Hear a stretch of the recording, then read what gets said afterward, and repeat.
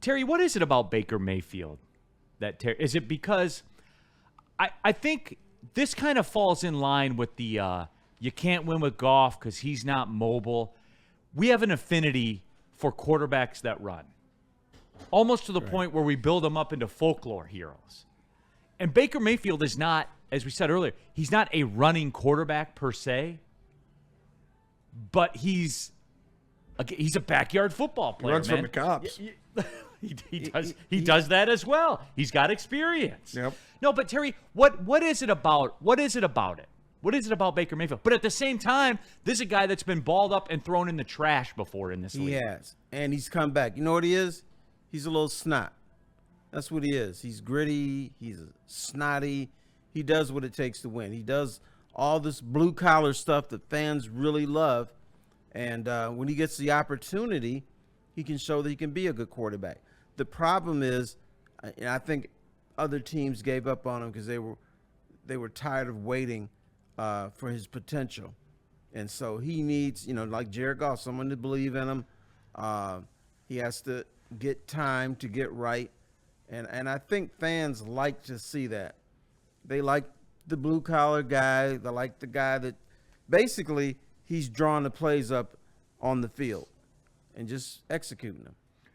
He seems like the kind of guy that Spenny would play for. Yep. You know what I'm like? Spenny would follow Baker Mayfield anywhere. For sure. Into the bar. He's a man's man. Plant the flag at midfield, wherever. He would be a center. He 100% would Right. be. Yeah, no, 100% he would be. It's just, I don't get the sense of hate for Baker Mayfield like there is with Mahomes or there is with Lamar, I guess you could say, only because he used to beat the piss out of us all the time. Right. But I don't. QBs that you're used to seeing win. Like Baker is kind of like that story. Like he said, he's relatable. A lot of us can envision ourselves in Baker Mayfield a little bit. So that's where the love comes from. Patrick Mahomes has rings, so you start to hate the guy that's winning the rings. Right. And they get favoritism. I wonder how And he beat the Browns allegations, which definitely helps. Yeah. and got cut by Carolina. Yeah, anybody that could beat the allegations of drafted to Cleveland, that's pretty good. He got them their first playoff win in God knows how long, though. In Pittsburgh. too. Right. Like, what more do you want? That'd be like us winning our first playoff game in Lambeau. Yeah. You were just conditioned that it's not going to happen. But I was curious about that, just where the people were with it. Do you like him? I do. I've always liked Baker Mayfield. I have because, even through that, through that time, he would always display that he could play. It's not like Will Levis. It's not like Cam Ward, has done with the Titans. You've seen examples of him being able to play.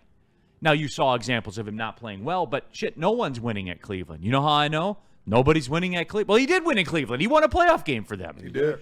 But again, it's just, for me, I've always liked him, and I like him for the reasons that Spenny likes him. I like that he went and planted the flag at Ohio State. I like that. That was shit. a sweet moment. Yeah, it was very, very cool. Right. Grabbed his nuts. Hey. Yeah, I like, and it works. Yep. When you win. Mm-hmm. When you win, you're a hero. When you lose, you're like, why are you doing that, dog? You gotta pull that I know, back. but you know what that does to the locker room? That's my boy over there. He planted the flag. That's my boy. He plays like a snot. That's my guy. What you got to say about him? Shut up. And it's just even the way he runs, they don't call run plays for him. All his run is on busted plays where, what was it last week? Was it third and 14? 14 it was? And he converted it, and it looked dramatic as hell. It broke tackle. Right. He reaching out. It was crazy. So in slow motion. Right. It was a highlight. It was like a career highlight for him. And it was. And it was funny. Jack Hoffman, I don't know how we're favored by 6.5. Must mean the refs are, that line's up to 6. Damn, it's up to 6? I just checked it out, too, on Caesars. It's been 5.5 all week. That's tough. The Lions, Terry, you could make a living betting on the Lions as soon as the Lions come out, and then right before game time, take whoever the Lions are playing, because it always changes by 1.5 to 2 points. Always. Especially, we've talked about, the Lions are America's team, especially when it comes to betting. They're piling in, Terry. Yeah. Right. That's why that line goes up. Because obviously a lot of people are putting money on the Lions, so they have to boost it up a little bit.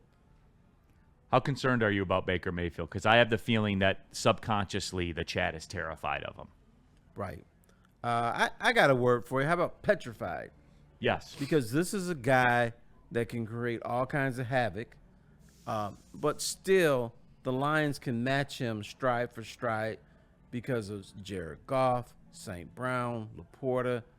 I guess it's going to be Montgomery having a big night tonight. So, yeah, it's going to be spine-tingling, but if the Lions are going to win, which I think they will, they're going to have to hit 30-something, maybe even 40. How scary is that? And we're not going to act like he's not capable of making mistakes. Like, That's my point. he's True. definitely capable of making mistakes out there, turning over the football. Like tonight, I'll give you guys a sneak peek when we do the pregame show live at Second Best. I'll tell you guys right now, my Caesar Sportsbook play is going to be to take Baker Mayfield to throw an interception tonight. I'm thinking about getting in on that too. It's plus 110 last I looked. What's he going to throw one interception for the year? Where do people tend to throw more interceptions? On the road. On the road. So, sir. it's a spot. The whole thing reeks of a spot. I guess what I'm trying to say to you guys is I'm kind of having like an internal tug of war about this game because we don't have our cornerbacks and we don't have our safeties. But I'm not going to cry about it. They don't have a full complement either. 100%. I don't care. Find a way to win. But it is a spot. The Buccaneers ain't going 16-1. They're not going undefeated on the road, and they're going to lose to somebody good on the road because that's the way this league works. I.e., last week with the Chiefs and the Lions. We know it intimately. Rohammer, to support your theory, I can catch an interception if Baker Mayfield is rolling out the pocket and Hutch is on his ass. He just throws something up in the air, and it lands in my chest. I'll catch it. So these second and third string Lion cornerbacks can do the same thing because he's going to throw a moon ball at some point. Yeah. Got to be in position when it happens. Woodward Sports chat thread, Lamone24, Packers fan. Lions fans trash talking not only Packers fans is hilarious. Guys, the Lions haven't done ish. All you guys can brag about is good regular seasons and NFC North titles. That is it. Oh, you mean like the Packers for the last decade? Right. Oh, that's interesting, Lamone. Have you checked your resume? You guys are mid as fuck, bro. Go check the resume. I'll wait. Here, I'll give you 30 seconds. Go look at the last decade. Cool NFC Championship game losses on the regular at home. Hey, you guys, your guy that you love so much, Aaron Rodgers. What's the last pass he ever threw at Lambeau? Interception to Kirby Joseph. What was that, Spenny? It was an interception to Kirby Joseph. Oh, odd. His second of the day. Correct. But you know what we Drove heard? him out. You know, it'd be like 40 or 4 degrees below zero. Oh, a warm weather team can't come in here and win. Some way and somehow they did. they always did. Right. All the time, dude. So Packers fans can just tone it down a little bit. You haven't been relevant in a decade, my friend. Yeah, and at all the biggest moments, you always lost. Always. So pipe down.